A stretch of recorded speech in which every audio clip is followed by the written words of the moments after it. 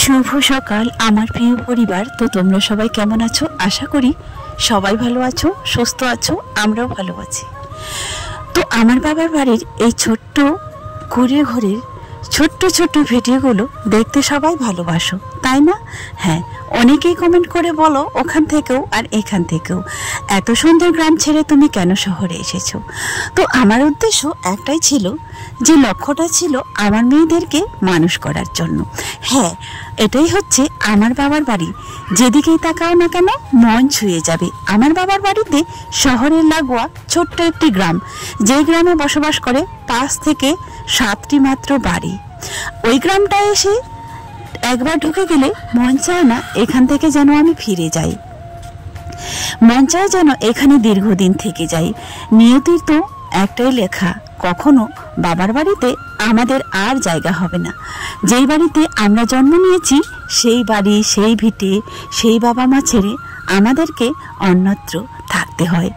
যেই বাড়িতে একবার আমরা জন্মেছি সেই বাড়িতে আমাদেরকে নাকি অতিথি হয়ে আসতে হয়। সেই বাড়িতে আসার পরে বাবা মাকে জিজ্ঞেস করতে হয় কোন ঘরটায় আমি ঘুমাবো, কোন জায়গাটায় আমি থাকবো। হ্যাঁ, এটাই হচ্ছে আমাদের মেয়েদের ভাগ্য। আমরা যে বাড়িতে জন্ম নেই সেই বাড়িতে আমাদের কখনো জায়গা হয় না। আর একবার যখন আমি আসি তো মন চায় না যে ফিরে যাই, কিন্তু কি বলো তো, যেতেই হবে। আমি এসেছিলাম যেদিন, তার 2 দিন পরে আমার মেজো ভাইয়ের বউ চলে গেছে। আমার তো ছোট মেজো ভাইটা, সেই বাড়িটাও তোমরা দেখেছো, ও এই বাড়ি থেকে আর একটু এগিয়ে গিয়ে নতুন বাড়ি করেছে। তো সে তো ওখানেই থাকে, আলাদা তারা হয়নি। কিন্তু বাড়িটা আলাদা করার জন্য রান্না তো আলাদা করতেই হবে, খেতে তো আলাদা হবেই, তাই না? তো ও তো ওখানে, আর আমরা হচ্ছে পুরাতন বাড়িতে। আর মেজো ভাইয়ের বউয়ের সঙ্গে বাবা মা খেত। আমি আসার পরে কিন্তু সেও চলে গিয়েছে, আমি পড়ে গেছি একাই। তো যাই হোক, বাবা মা আছে, আর তো আমার কেউ নেই। বোন মাত্র আমি একাই, আমি একমাত্র মেয়ে ছিলাম। আমি আসার পরে মায়ের তো প্রচুর শরীর খারাপ। আসার পরে না, আগে থেকেই শরীর খারাপ ছিল, সেটা শুনেই আমি এসেছিলাম, সেটা শুনে আমি দেখার জন্যই এসেছিলাম। আমি যখন এলাম সে তো চলে গিয়েছে, আর আমি এখানে প্ল্যান করে এসেছিলাম কোথায় কোথায় যাব। আমার এখান থেকে প্ল্যান ছিল আমি এখানে এসে সবার প্রথমে 2 দিন থেকে আমার মাসিকে দেখতে যাব মামা বাড়িতে, তারপরে একদিন যাব আমার শাশুড়ি মাকে দেখতে, লাস্ট একদিন যাব মেয়ে জামাইয়ের বাড়িতে। কিন্তু সব প্ল্যান ভেস্তে গেল। ওই যে মা অসুস্থ, আর ভাইয়ের বউ তো চলে গিয়েছে বাবার বাড়িতে, কোনো কিছুই হলো না। যেতে যেতে আমার আসারও সময় ঘনিয়ে এসেছে। এবার আমার ফেরার পালা, কারণ আমি এমন একটা সময়ে এসেছি যে সময়টা আমার এখানে আসার কোনো কথাই ছিল না। কারণ কি বলতো, রিয়ার পরীক্ষা শেষ হয়ে গেল, কিন্তু রাজিয়ার পরীক্ষা শেষ হয়নি। তার কিন্তু স্কুল কিন্তু রানিং আছে। তবুও আমি মন মানেনি বলে মাকে দেখার জন্য ছুটে এসেছি। এক কথায় বলতে গেলে ভুল হবে, মায়ের কিন্তু অনেকদিন ধরেই শরীর খারাপ। মন মানছিল না, জোর করেছিলাম মন খারাপ করে। তারপরে আর যখন পরীক্ষা শেষ হয়ে গেল তখন আর নিজেকে কখনোই সামলাতেই পারছি না বারবার। তখন একদিন প্ল্যান করলাম, যাই হোক কটা দিনের জন্য ঘুরিয়ে আসি। কটা দিন বলতে বলতে তো সময়টা এরকম হয়ে গেল যে ট্রেনে আমরা আসা যাওয়া করি একদিনে পৌঁছে যাব, সেটা হচ্ছে দীঘা মালদা এক্সপ্রেস। আসার সময় থাকে শুক্রবারে, যাওয়ার সময় থাকে বৃহস্পতিবারে। তো মনে করো শনিবারে আসার পরে আর বৃহস্পতিবারে ছেড়ে যেতে মন চাইবেই না। তোমাদের সঙ্গে কথা বলছি আর তালে তালে কিন্তু আমার কাজ করাও কমপ্লিট হচ্ছে। ছোট্ট হাঁড়িতে ভাত বসিয়ে দিয়েছি এই কাঠের উনুনে। কাঠের উনুন বলতে গেলে ভুল হবে, সমস্ত রকমের জ্বালনি দিয়ে রান্না করা হয়, কখনো খড়কুটা, কখনো গোবরের ঘুঁটা দিয়ে, কখনো কাঠ দিয়ে, যখন যেটা পায় সেটা দিয়ে। আর কাঠের রান্না তো তোমরা কম বেশি সবাই জানো কত টেস্ট হয় রান্না করলে। তো সেই রকম। আর আমার বাবার বাড়িতে অনেক লোক একসঙ্গে থাকে, তো অনেকজনের রান্না করতে হতো। এখন কিন্তু তারা ভাগাভাগি হয়ে গেছে।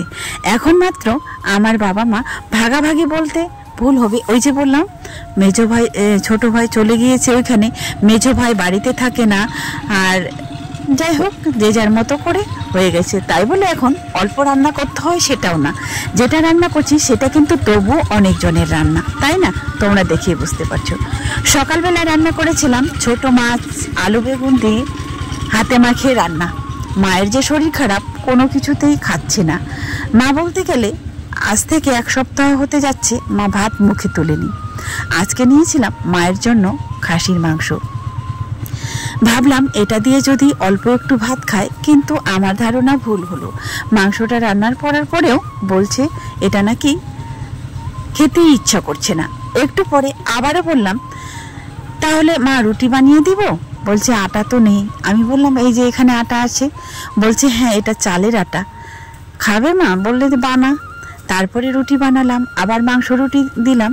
তারপরে এগুলো মনে হয় 2টো খেয়েছিল মাংস দিয়ে, আর একটা রাতের বেলায়, বয়সটা যেহেতু তারপরে দিনে দিচ্ছি। আসলে এইরকম দেখে যেতে আমার মনও চাইছে না যে মাকে এইভাবে দেখে চলে যাব। আসলে মা এতটাই শরীর খারাপ, না নিজে চলাফেরা করতে পারে, না নিজে স্নান করতে পারে, না খেতে পারে, কোনো কিছুই না।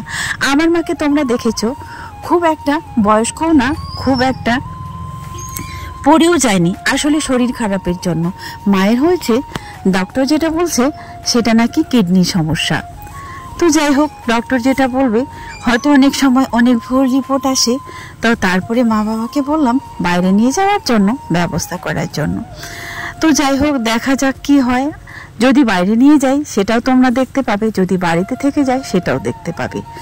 কথা বলতে বলতে এদিকে আমার রুটি বানানো কমপ্লিট হয়ে গেল। সারাদিনে শুধু রান্নার পেছনে পড়ে থাকি তা না, আরও কিন্তু বাড়ির টুকটাক কাজ আছে। মায়ের যেমন, মা যখন ভালো ছিল, ভালো বলতে সেই রকম ভালো না, টুকটাক করে বাড়িতে মায়ের একটা গায়ে আছে, সেটার পাশ থেকে 6 লিটার মনে হয় দুধ হয়, সেটাকে টুকটাক করে জল খাওয়ানো থেকে শুরু করে তারপরে হচ্ছে কারি খেতে দিত। এগুলো করে মায়ের কিন্তু সময়টা পার হয়ে যেত। তবে আমি যেদিন এসেছিলাম মাকে এতটা স্ট্রং লাগছিল, মনে হচ্ছিল মা তো ভালো হয়ে গেছে। তারপরেও যে আমাকে বলল, মা আমাকে এত মিথ্যা কথা বলতে পারলো যে মায়ের শরীর খারাপ। হ্যাঁ বন্ধুরা, মা মিথ্যাবাদী ছিল না, আমিই ছিলাম। কারণ কি বলতো, মা বলল যেদিন আমরা আসি 2 দিন পরে, তারপরে আরো আমাদেরকে দেখতে এসেছিল যারা, তারা আসার পরে সেদিন একটা ব্রয়লার নিয়ে এসেছিল, সেই ব্লগটাও তোমরা দেখতে পেয়েছিলে। মা তো একসঙ্গে আমাদেরকে দেখতে পেয়ে মা একদম খুশিতে সবকিছু ভুলে গিয়েছিল। ওই যে মানুষে বলে মন ভালো থাকে তো শরীর ভালো থাকে, শরীর ভালো থাকলে মন ভালো থাকে, এই কথাটা কিন্তু চিরবাস্তব। মা যখন আমাদেরকে সবাইকে, অনেক জনকে একসঙ্গে দেখলো, সবাই চলে এসেছে, মা কিন্তু আসলে এই খুশিতে আনন্দ হয়ে সেই দিনটা কিন্তু খেয়েছিল, হাঁটাচলাও করেছিল। লাস্ট খেয়েছিল আমি যেদিন এসেছিলাম তারপরের দিনে, তারপরের দিন মানে 2 দিন পরে খেয়েছিল লাস্ট ভাত খাওয়া। তারপরে কিন্তু একদিনও মাকে আর খেতে দেখলাম না। তো কালকে বলছে আসলে তুই যেদিন এসেছিলি তোকে দেখে আমার মনটা খুশি হয়ে গেছিল, তাই আমি এতগুলো ভাত খেয়েছিলাম। আসলে মা আগেও খেত না। তো চলো, রুটিগুলো কিন্তু এই মায়ের চুল দিয়ে কেনা ছোট্ট কড়াইটায় রুটিগুলো ভাজছি, আর ফুলকো ফুলকো রুটি। আসলে আমার মায়ের মাথায় এত চুল ছিল যে তোমরা ছোট্ট মোট্ট যা বাসন, কড়াই, বাটি, থালা দেখতে পাচ্ছ, সেগুলো কিন্তু আমার মায়ের চুল দিয়ে কেনা। একটা সময় আমার মা এমন ছিল, মায়ের থেকে এরকম করে উপরে চোখ তাকিয়ে আমরা দেখতে পারতাম না। মা যেমনই সুন্দর ছিল তেমনই তার চেহারা, তেমনই চুল, চলনে বলনে, হাঁটা চলা সবকিছুই আমার কাছে আমার মা ছিল বিশ্ব সুন্দরী।